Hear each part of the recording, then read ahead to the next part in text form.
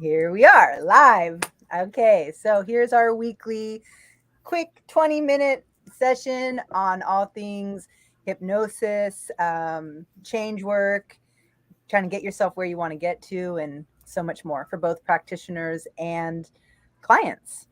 And today we want to talk about how to create a successful image and for successful living. And Pete, go ahead and take it away.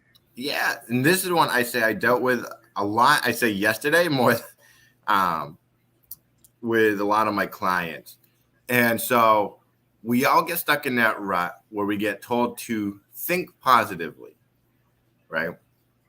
And what we normally do is we go, I've been trying and it's just not working out, right?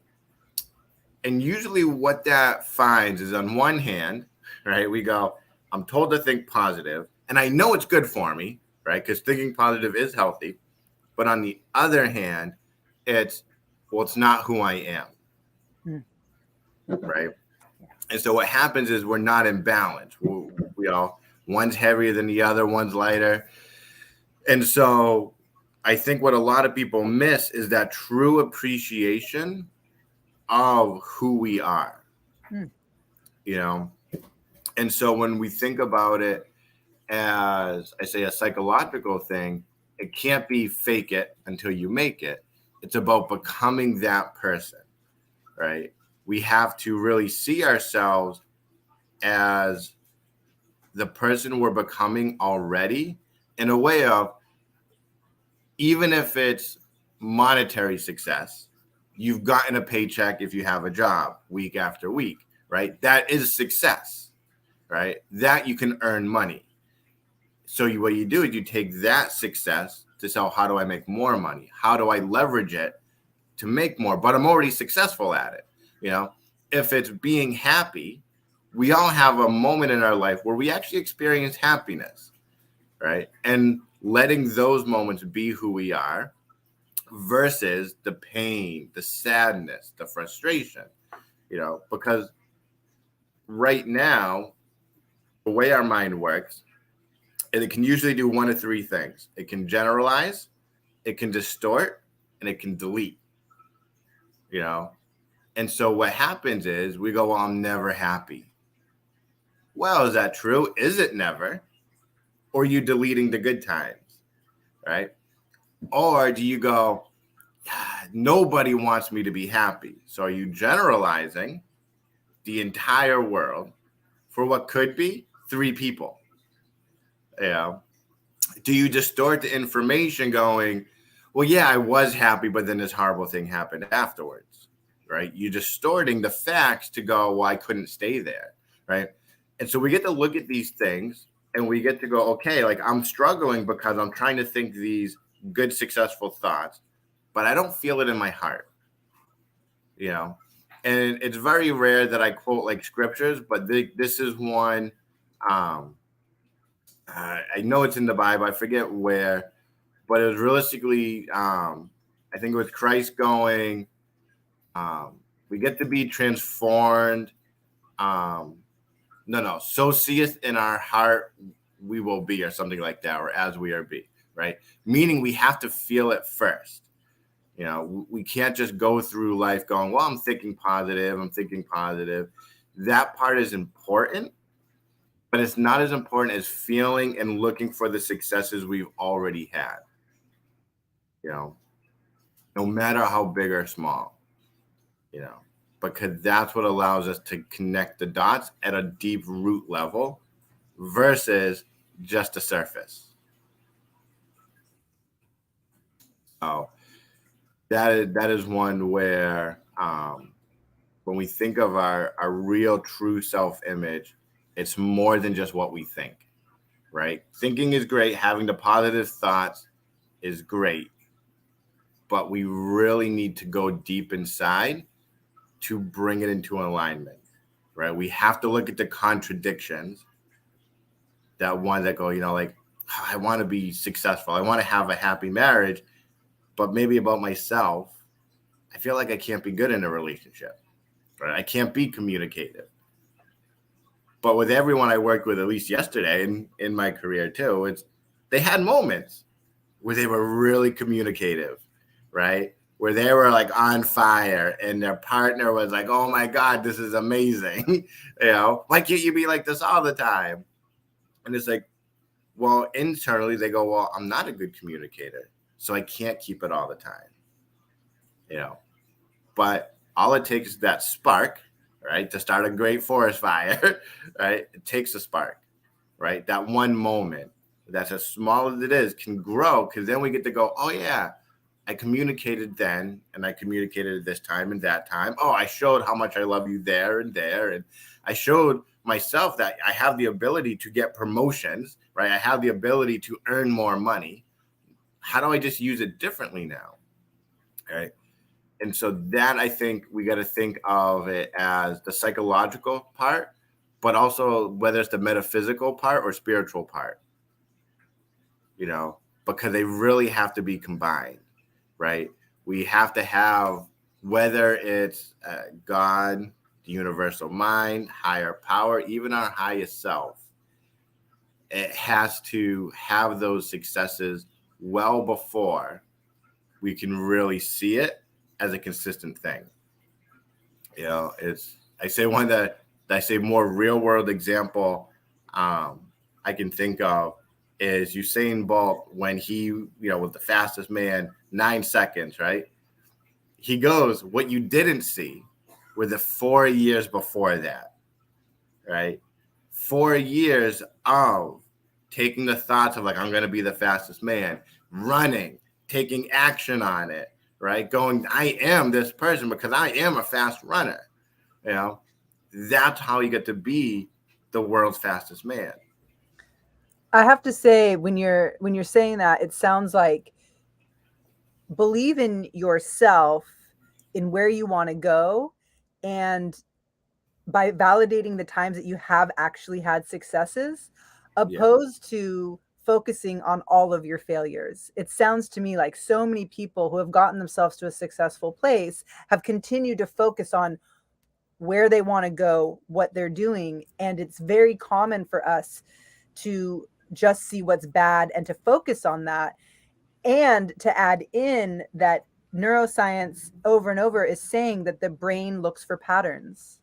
So there is a way to start to see the patterns that are working and have been successful, even though in your logical mind you might, and even in reality, you might be able to put more in the category of failure than success. That doesn't diminish the fact that there are patterns within the success, and that the brain is actually wired, supposedly, as they say, to find patterns. And so we have, that's what I'm hearing you say, right? It's like, yeah, right. It's one where, on an internal level, right, we typically say to ourselves, I can't succeed, or I don't want to fail, right? That's usually our thing. I don't want to fail at this, right? I want to be successful, but I don't want to fail, right? One, at a deep internal level, we're ultimately in that moment going, I'm not good enough, right? There's a difference between going, I'm going to be a winner, and I don't want to be a failure. One is really against us going, I'm good, but I can be better. And the other one's going, I'm not good enough. So failure, in my mind, is the more probable outcome, right? When we do something that we feel confident in ourselves, it's really that thought of failing isn't there, right? It's more on the succeeding, comes with that confidence side. But, and what I was talking to people yesterday really was, we typically go, don't think of the number 3, right? We do it in so many different ways of don't think the number 3, right? And all we can do is really begin to focus on that. And like you said, our mind loves patterns. So it goes, oh, don't think about failure. Well, here's times in my life where I failed. Right? We go, no, don't think about those. I told you not to do that. But the mind goes, no, I'm looking for those patterns. You said, don't think about failure. These are times that I failed, because if you don't want me to think of those, I have to think of them first. So I know not to think about them. It's a crazy cycle. It is. But then when you can go, all I want you to do is focus on the sevens. By just focusing on those times where you felt really good about yourself, successful, confident, positive, safe, secure, you automatically tune out the three, right? You don't have to say, don't focus on the three. You say, focus on the seven. And the mind will do the same exact thing. Is it goes, oh, you want me to focus on the seven? Well, here is where I felt that seven. And here's I felt that seven. Here I felt that seven. And it'll be like, yeah, there were all these times. And that really begins to build up that power within inside us to really develop what we need to move in that direction. And I Now, want to point out, oh, go ahead. no, you go. Just there were so many nuggets that you said at the beginning, and I only caught one out of like 8, so I'll have to go back in the replay for following weeks. But the one thing I did catch was to have the true appreciation of who we are and becoming that person. And I think you were saying that in regards to something along the lines of not hating where you are and who you are, but appreciating who you are. And then, so do you remember kind of, I'd love to hear more about that. So when we think about who we are, and I think this is everyone in this entire world, we're not where we want to be, right? And that's a good thing, right? Ultimately, our goals should always be getting better and better and better. So we should never be where we really truly want to be. However, there's many of us who go, I'm not where I want to be, therefore I'm behind or I'm failing, right? If only this event didn't happen, right? If only I didn't get into that car accident and lose, feeling in my arms, right? If only I didn't go through that divorce. If only my business didn't fail, right? We get stuck into those as if they're bad things, right? But when we can truly appreciate who we are, we can take those bad things, or I don't even say they're bad, we deem them as bad. We take those events and we use them to propel us versus as a weight to slow us down. Because when we look at every event in our life, they made us who we are. The most amazing part of us and the parts that we may not really want, but they're there to help us grow. And so we have to really appreciate who we are, knowing that, yes, everything that's happened is happened. It's done. But we don't have to let it define us as far as stopping us from growing. If I look at it in my life with everything that's happened between, me and my parents, right, where our relationship isn't the best in the world. Now I can use that and I can go, you know what, man, that's going to mean I'm going to be a horrible father one day because I'm not going to know how to be there for my daughter. I don't know what I'm going to do, right? And maybe that stops me from ever having kids. Or I take that and go, you know what? Yeah, my parents, it's not a great relationship, but they taught me a lot of lessons, right? They taught me what I needed and who I need to be for my daughter.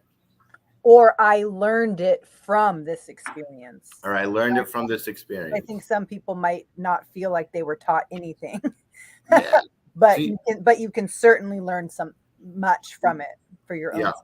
Yeah, right. And every situation in our life, we have learned a lesson, right? The good and the bad. Sometimes we know what not to do. Sometimes we learn what to do, but we always learn something. And I took that information that I learned from them, and it's I love them dearly. They're my parents. I will be with them and for them at the drop of a dime if they ever needed me. But I get to take that information and go, how do I make 2.0, right? Parent 2.0 to be better. That's what I took from that situation. And this is where you get to see people who grow up in similar communities where some people settle in there and other people go, I'm going to make something out of my life, and they move out of it. They chose not to live in that pain. They accept it, right? They appreciate maybe their mom worked 3 jobs and they had to learn to be self-sufficient by 10, right? And they went, I'm going to use those skills to be a fire under me to propel me. Right. Where you get someone else, my parents work or my mom worked 3 jobs. I had to take care of myself. Now that I'm an adult, I'm going to have someone else take care of me. Right. So a lot of it is, obviously we have a lot of choices pretty much every day. We have infinite amounts of choices for our own lives. And, sometimes, we're in situations where we don't feel that way. We don't feel like we really have choices, or we feel like the choices we've made have been in a way that we don't feel comfortable that our discernment is correct, or that the energy is correct in our lives, or maybe it's a bad karma, or bad luck, right? So if you're in a situation like that, um, what are some of your suggestions for people? Yeah, I say the first step has always been going back to knowing who you're working on becoming, right? And Yeah. you get to take those events. I'm a firm believer in the law of polarity, where every situation we encounter in life is neither good nor bad. It just is. And what we need to do is when we know who we are becoming and a situation happens, we have to look at that situation and go, how will this help me become who I'm becoming? Yeah. You're giving it that meaning of something good to push you forward. Because otherwise, what happens is, and this is one where they've done lots of tests on this in psychology, where they had children who went through some severe trauma, right? Severe, where in everyday society, people were like, oh my God, like, how are you still alive? Trauma. But the thing is, they didn't know it was trauma until someone told them. And then all of a sudden, their entire world collapsed, right? Because now they're traumatized, where before they were like, no, I'm successful. I have a good life. I went to college. I have a good career. And someone went, no, you going through that event, that's trauma. And then they went, oh my goodness. And they slid backwards, because the truth is events, when they happen, they just happen. We give them meaning, but if we don't give it meaning, somebody else will. Because very rarely, if ever, can we just have an event in our life and just say it just is. It's not good or bad, right? It's always going to lean one way or the other. If one, we don't choose it, other people will, right? So we'll think of birthdays, right? Birthdays are supposed to be these amazing things, but there are people out there who hate birthdays. It reminds them of maybe a parent passing or a loss of a loved one, or the fact that they're getting older and they just learn to hate it, right? Right. So all these people are like, no, this is good. And they're like, no, it's bad, right? Their ability to choose if it's good or bad will overpower everyone else. But for a child who has no idea if a birthday is good or bad, and you make it the most amazing day ever, right? You're going, this is the best day. They will go, yeah, it is. Like, this is the best day. That is you giving them the reasons of this is a good day, not a bad day, right? You see it when they fall down. They look at you to go, should I cry? Yeah, They're I've noticed looking, that a lot. right? They're looking for you to give this event a meaning. Right. But if you give it a good meaning, they dust their legs off, they get up, and they're like, oh, and they go and play again. But if you go, right, they go, oh my goodness, this must be a bad meaning, the tears will start to flow. Right. Which I think is, something really interesting to also think about, which is like, um, yesterday too, I was listening to about the mind, and they were talking about actually the brain of a baby is one of the most powerful moments of the brain ever. And I think we think of babies and we see them not being able to do stuff yet. But this is the other side of no, this brain is actually has the capacity to hear and understand every single tone that the languages around the world create. And then when it hears the language that continues in their culture, they start to formulate it. And when you hear them making sounds, ga, ga, goo, goo, this, they're practicing the words. That the brain is in just its most amazing state as a baby. And I just thought that was so incredible. And and what I'm getting to is, as we develop by our parents going, oh, or this is good or this is bad, it's creating our experience. And although we can't change our brain, we can change our focus. And by changing our focus, that can help with our thoughts and feelings. And it's been shown scientifically that our thoughts and feelings create the chemicals in our brain. And so I heard someone mention the brain is the chemist, which I thought was hilarious. I Yeah. thought that they said, I can't remember what they said. The blood, I think, is the I can't quite remember, but that the brain is the chemist.